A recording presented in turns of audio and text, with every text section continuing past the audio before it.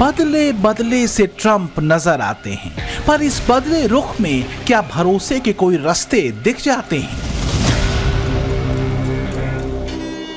20 सालों में एक एक कदम साथ चलकर भारत अमेरिका का जो मजबूत रिश्ता बना था, ट्रंप नीति ने उसे कैसे चौपट किया, इसकी चर्चा दुनिया में खूब हुई और हो रही है।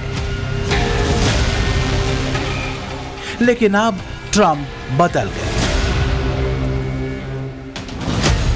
ट्रंप के रेडियो से भारत और पीएम मोदी के लिए मित्रता गीत बज रहे हैं, पर कहीं ये कोई मिराज या मृत तृष्णा तो नहीं। 9 सितंबर यानी बीते मंगलवार को अमेरिकी राष्ट्रपति डोनाल्ड ट्रंप ने एक पोस्ट किया और लिखा कि मैं आने वाले हफ्तों में अपने बहुत अच्छे दोस्त प्रधानमंत्री मोदी से बात करने के लिए उत्सुक हूं। मुझे पूरा विश्वास है कि हमारे दोनों महान देशों के लिए एक सफल निष्कर्ष पर पहुंचने में कोई कठिनाई नहीं होगी।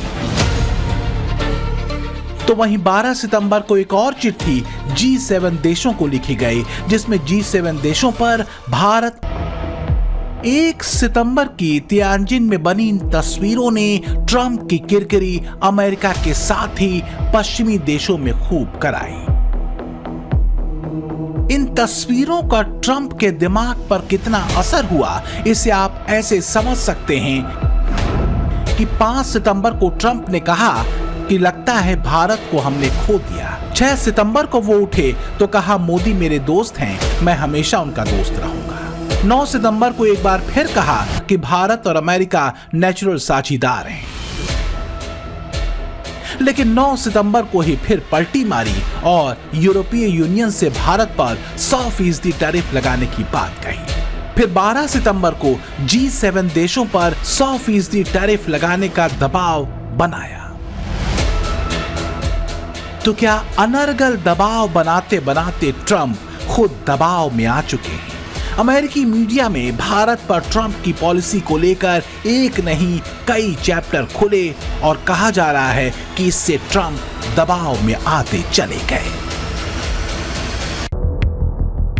हफ्ते की शुरुआत में अमेरिका और अमेरिकी राष्ट्रपति डोनाल्ड ट्रंप के भारत को लेकर बदले हुए सुर और दोनों देशों के बीच ट्रेड डील पर बनती बात क्या इसी दबाव का नतीजा है? ट्रंप ने पीएम मोदी के साथ मित्रता का राग अलापा और भारत को अमेरिका का स्वाभाविक साझीदार बताया, तो क्या यह सिर्फ इसलिए था कि देश के भीतर उठते आलोचनाओं के सुर और विरोध थम जाए? क्योंकि रिसर्च बताती है कि बड़े टैरिफ से अमेरिकी जीडीपी में 0.4% तक की गिरावट आ सकती है।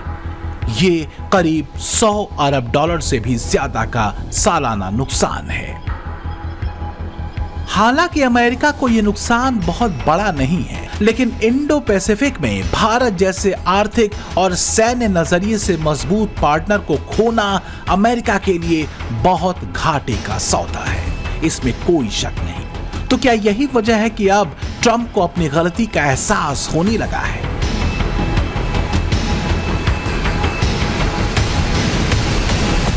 सबसे बड़ा सवाल यही है कि ट्रंप कितनी दूर तक अपने कहे गए शब्दों के साथ चल पाएंगे और भारत, अमेरिका और खासकर ट्रंप पर भरोसा करें तो करे कैसे? क्योंकि मोदी ट्रंप की जिस केमिस्ट्री की चर्चा बीते 1 दशक से दुनिया में होती थी, उस केमिस्ट्री को लेकर अब सवाल गहरे हो गए। क्या भारत अब अमेरिका पर भरोसा कर पाएगा फिर वैसा जैसा पहले कर रहा था? मैंने एक बात पहले भी आपसे कही थी कि जियोपॉलिटिक्स में कोई स्थायी दोस्त, स्थायी दुश्मन ऐसा कुछ होता ही नहीं है भाई। असल मुद्दा होता है और राष्ट्र के आपसी हितों का होता है। ट्रंप नीति और मोदी की नीति में बड़ा अंतर यह रहा है कि ट्रंप सिर्फ अमेरिकी हितों पर फोकस करें, दिक्कत इससे नहीं, लेकिन अपने हितों को साधने में दूसरे साझेदार को नुकसान पहुंचाएं, यह गलत है। दूसरी तरफ पीएम मोदी की नीति परस्पर हितों पर फोकस रही। दूसरा, ट्रंप के चारों तरफ मौजूद कुछ उनके बड़बोले एडवाइजर्स ने भी ऐसा लगता है कि भारत के खिलाफ ट्रंप को भड़काने में अच्छी खासी भूमिका निभाई। और हद तो यह भी है कि अभी भी वो अपनी हरकतों से बाज नहीं आ रहे।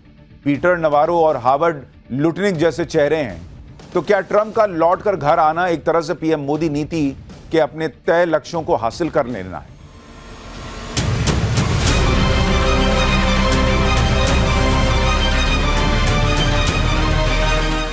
ट्रंप लौट कर घर आए हैं या घर आने का दिखावा कर रहे हैं, अब सवाल ये नहीं है, क्योंकि ये बात तो खुद अमेरिकी विश्लेषक तक मानते हैं कि ट्रंप भले ही भारत पर से टैरिफ हटा लें, लेकिन भारत अब अमेरिका पर कभी भरोसा नहीं करेगा।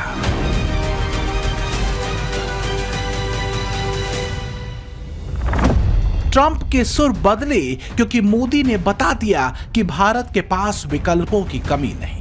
ब्रिटेन, जापान के साथ कई और बाजार भारत ने तैयार किए। यूरोपीय यूनियन के साथ भी ट्रेड डील अंतिम दौर में है और भारत, रूस, चीन का संभावित कॉम्बिनेशन ट्रंप को चिंता में डाल रहा है।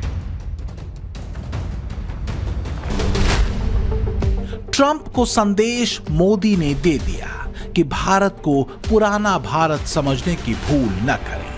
ट्रंप के अनैतिक और अन्याय से भरे टैरिफ के सामने पीएम मोदी नहीं झुके। भारत अड़ा रहा, मोदी अड़े रहे, क्योंकि बात भारत के स्वाभिमान की थी। ट्रंप टैरिफ के सामने न झुककर अपनी शर्तों पर अडिग रहकर एक संदेश मोदी ने दुनिया को भी दे दिया कि भारत अपने सिद्धांतों पर कायम है, राष्ट्रहित के मुद्दे पर वो समझौता नहीं कर सकता, वो अन्याय के विरुद्ध है और भेदभाव के खिलाफ है। हमारे लिए अपने किसानों का हित सर्वोच्च प्राथमिकता है।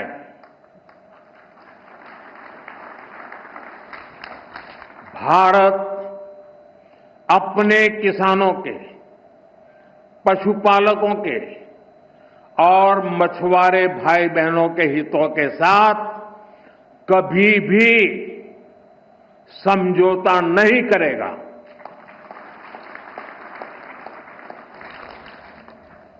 और मैं जानता हूं व्यक्तिगत रूप से मुझे बहुत बड़ी कीमत चुकानी पड़ेगी, लेकिन मैं इसके लिए तैयार हूं। मोदी मंत्र ने सिर्फ एशिया ही नहीं बल्कि ऐसा लगता है कि यूरोप को भी एक नई राह दे दी है, अमेरिकी छत्रछाया से बाहर आने की राह। तभी तो यूरोपीय यूनियन ने ट्रंप के भारत पर 100% टैरिफ लगाने के निर्देश को दो टूक जवाब दे दिया। यूरोपीय संघ के अधिकारियों का कहना है कि अमेरिकी राष्ट्रपति ट्रंप द्वारा 100% तक शुल्क लगाने के आग्रह के बावजूद वो रूस से तेल खरीद को लेकर भारत और चीन पर शुल्क बढ़ाने की संभावना नहीं रखते। ये रुख ऐसे समय में आया जब भारत और यूरोपीय संघ एक व्यापार समझौते को अंतिम रूप देने में लगे हुए हैं, जिसके 23 में से 11 चैप्टर्स पर पहले ही सहमति बन चुकी है।